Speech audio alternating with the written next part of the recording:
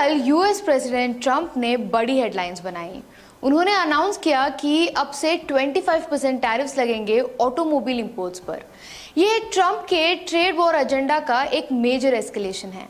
Starting अप्रैल 2 सारे foreign cars और की ऑटो पार्ट्स जो यूएस में इंपोर्ट होंगे उन पर परमानेंटली 25% ड्यूटी लगेगी। इस मूव ने पूरा ग्लोबल ऑटोमोटिव इंडस्ट्री हिला के रख दिया है, इंक्लूडिंग इंडिया। अगर आपने नोटिस किया हो तो टोयोटा, टेस्ला, जनरल मोटर्स जैसे बड़े ऑटोमेकर्स के शेयर्स गिर गए हैं और हमारे इंडियन प्लेयर्स जैसे टाटा मोटर्स और पूरा निफ्टी ऑटो इंडेक्स भी काफी नीचे आ गया है। ओके, सो ये नए ऑटो टैरिफ्स हैं क्या? ट्रंप के नए टैरिफ्स का मतलब है कि 25% ड्यूटी लगेगी हर व्हीकल पर जो यूएस में इंपोर्ट होगा। ये टैरिफ्स क्रिटिकल ऑटो कंपोनेंट्स जैसे engines, transmissions, power train systems और इलेक्ट्रिकल असेंबलीज पर भी अप्लाई होंगे। बेसिकली कोई भी प्रोडक्ट जो यूएस के बाहर बन के इंपोर्ट होगा उस पर ये 25% टैरिफ्स लगेंगे, जिससे वो प्रोडक्ट महंगा हो जाएगा। हाँ, एक रिलीफ है कि कनाडा और मेक्सिको से जो पार्ट्स आते हैं, अगर वो यूएस मेक्सिको कनाडा एग्रीमेंट के अंडर कंप्लाई करते हैं तो उनको एग्जेम्पशन मिलेगा अंटिल फर्दर नोटिस। लेकिन ट्रंप ऐसा कर क्यों रहे हैं? इसके पीछे 3 बड़े रीजंस हैं। सबसे पहला रीजन, ट्रंप चाहते हैं कि ऑटो मेकर्स अपने प्रोडक्शन प्लांट्स यूएस में शिफ्ट करें जिससे जॉब्स क्रिएट हो और इंडस्ट्रियल सेक्टर्स रिवाइव हो। दूसरा, ट्रंप उन देशों को टारगेट कर रहे हैं जैसे जापान, मेक्सिको, चाइना जो यूएस के ट्रेड डेफिसिट में मेजर रोल प्ले करते हैं। वो चाहते हैं कि ये अनफेयर ट्रेड प्रैक्टिसेस को काउंटर करें। और तीसरा, इन टैरिफ्स के थ्रू ट्रंप गवर्नमेंट को $100 बिलियन एनुअल रेवेन्यू मिलेगा जो टैक्स रिडक्शंस को ऑफसेट करेगा और यूएस इकोनॉमी को ग्रो करेगा। अब ये टैरिफ से रिपल इफेक्ट कैसे क्रिएट हुआ? सबसे बड़ा इम्पैक्ट ये होगा कि ये टैरिफ्स ग्लोबल सप्लाई चेन्स को डिसरप्ट करेंगे जो इंटरनेशनल ट्रेड नेटवर्क्स के थ्रू कनेक्टेड हैं। ऑटो मेकर्स जो इंपोर्टेड कंपोनेंट्स पर डिपेंडेंट हैं उनकी कॉस्ट बढ़ जाएगी, जिसका रिजल्ट होगा higher vehicle prices for consumers और मैन्युफैक्चरर्स के लिए रिड्यूस्ड प्रॉफिटेबिलिटी। तो इसका इम्पैक्ट इंडियन ऑटो मेकर्स पर क्या होगा? अगर ब्रॉडली देखा जाए तो इंडियन व्हीकल मैन्युफैक्चरर्स पर डायरेक्ट इम्पैक्ट कम होगा क्योंकि इंडिया से यूएस को फुल्ली बिल्ट कार्स का एक्सपोर्ट नहीं होता। लेकिन टाटा मोटर्स को कुछ दिक्कत आ सकती है। टाटा मोटर्स डायरेक्टली यूएस को एक्सपोर्ट नहीं करता, लेकिन उनका सब्सिडरी जैगुआर लैंड रोवर का यूएस मार्केट में स्ट्रॉन्ग प्रेजेंस है। जेएलआर के व्हीकल्स यूके और दूसरे इंटरनेशनल प्लांट्स में बनते हैं और अब उन पर 25% टैरिफ लगेगा। साथ ही आइशर मोटर्स जो रॉयल एनफील्ड बनाता है उनको भी इफेक्ट हो सकता है क्योंकि यूएस उनके 650 सीसी मॉडल्स के लिए एक इंपॉर्टेंट मार्केट है। जबकि ये इम्पैक्ट टाटा मोटर्स और आइशर मोटर्स तक लिमिटेड है, रियल पिंच पड़ेगा इंडिया के ऑटो कंपोनेंट्स इंडस्ट्री पर। Ministry of commerce and industry के हिसाब से इंडिया के ऑटो कंपोनेंट एक्सपोर्ट्स की वैल्यू $21.2 बिलियन है, जो इंडिया की जीडीपी का 2.3% कंट्रीब्यूट करता है।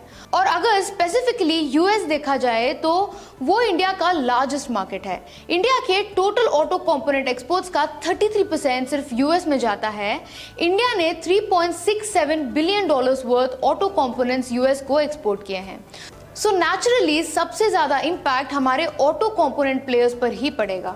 राइजिंग इनपुट कॉस्ट के वजह से यूएस बेस्ड ऑटोमेकर्स इंडियन पार्ट्स की डिमांड कम कर सकते हैं, जिसका डायरेक्ट इम्पैक्ट पड़ेगा सप्लायर्स जैसे सोना बीएलडब्ल्यू, भारत फोर्ज, मदरसन सुमी पर।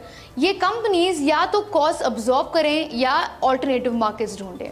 ऑल इन ऑल, जबकि टाटा मोटर्स और दूसरे ऑटो कंपोनेंट एक्सपोर्टर्स को डायरेक्ट इम्पैक्ट पड़ेगा इन 25% टैरिफ्स का, डोमेस्टिक प्लेयर्स जैसे मारुति सुजुकी, महिंद्रा वगैरह पर कोई डायरेक्ट असर नहीं होगा। लेकिन अगर ग्लोबल मार्केट डायनामिक्स शिफ्ट हुए तो उनको भी सेकेंडरी इफेक्ट्स फेस करना पड़ सकता है। बट होल्ड ऑन, ये सिर्फ ऑटो इंडस्ट्री तक लिमिटेड नहीं है। ट्रंप ने फार्मा एक्सपोर्ट्स पर भी टैरिफ्स लगाने का प्रपोजल दिया है जो अप्रैल 2 ऑनवर्ड्स लागू होगा। इस अनाउंसमेंट का स्टॉक मार्केट में तुरंत रिएक्शन दिखा। फार्मा स्टॉक्स में अप टू 3% तक गिरावट आई क्योंकि अनसर्टेनिटी बढ़ गई है कि इन टैरिफ्स का इम्पैक्ट क्या होगा। और एक बार फिर यूएस ही इंडिया का बिगेस्ट एक्सपोर्ट मार्केट है फॉर मेडिसिन। अगर आप इमेज देखें तो यूएस का शेयर इंडिया के टोटल फार्मा एक्सपोर्ट्स में 30% का है। तो टॉप इंडियन फार्मा कंपनीज जैसे ऑरबिंदो, जाइडस, डॉक्टर रेड्डीज, ग्रैन्यूल्स, सन फार्मा, इनकी रेवेन्यू का 32 to 65% सिर्फ यूएस मार्केट से आता है। और अगर टैरिफ्स आए तो प्रॉब्लम ये होगी, इंडियन जेनेरिक मेडिसिन यूएस में महंगी हो जाएंगी। यूएस बायर्स शायद शिफ्ट करें इन दूसरी सप्लायर्स जैसे इजराइल, जर्मनी, स्विट्जरलैंड पर। फार्मा कंपनीज जो 10 to 15% थिन मार्जिन्स पर काम करते हैं, उनकी प्रॉफिट्स पर इम्पैक्ट हो सकती है। स्मॉलर फार्मा प्लेयर्स के लिए सर्वाइव करना मुश्किल हो सकता है। अब जब ये चेंजेस सामने आ रहे हैं, मार्केट काफी कॉशियसली रिएक्ट कर रहा है। मेजर इंडियन फार्मा फर्म्स के स्टॉक्स में पहले ही गिरावट आ चुकी है, क्योंकि इन्वेस्टर्स को डर है कि ट्रम्प के टैरिफ स्ट्रैटेजी का फॉलोआउट क्या होगा। चलिए अब इसको एक बार क्विकली समराइज करते हैं।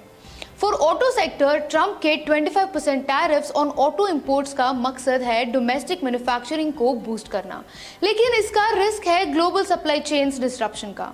इंडियन ऑटोमेकर्स और कंपोनेंट सप्लायर्स को चैलेंजेस फेस करना पड़ सकता है ड्यू टू इंक्रीज कॉस्ट और reduce demand from US manufacturers.